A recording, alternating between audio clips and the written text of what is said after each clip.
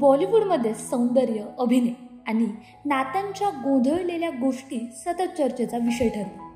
आज आपण भेटणार आहोत अशाच एका अभिनेत्रीला जिला मिस युनिव्हर्सचा किताब मिळाल्यानंतर तिने बॉलिवूडमध्ये पदार्पण केलं. आपल्या अभिनयाने साऱ्यांना मोहवलं, पण तिचं व्यक्तिगत आयुष्य नेहमीच चर्चेत राहिलं. हो, आपण बोलतोय लारा दत्ताविषयी.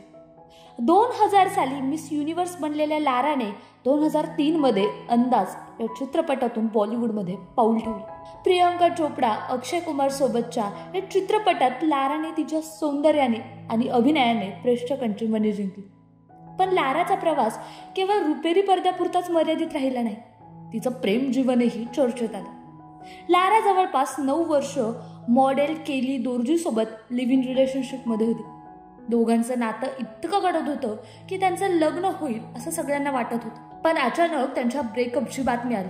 आणि कारण असं म्हटलं जातं की अभिनेता डिनो मोरिया लारा आणि केलीच्या नात्यात बिघाड निर्माण होण्याचं कारण ठरलं.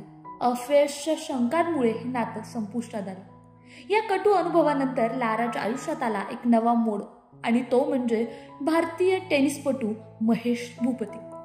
16 फेब्रुवारी 2011 रोजी या दोघांनी लग्न गाठ बांधली. वर्षभरातच म्हणजे 2012 मध्ये ते सुंदर मुलगी सायराचे आई वडील झाले. लाराच्या लग्नाआधी महेशचं एक लग्न मोडलं होतं. त्यांची पहिली पत्नी श्वेता जयशंकर ही देखील मॉडेल होती.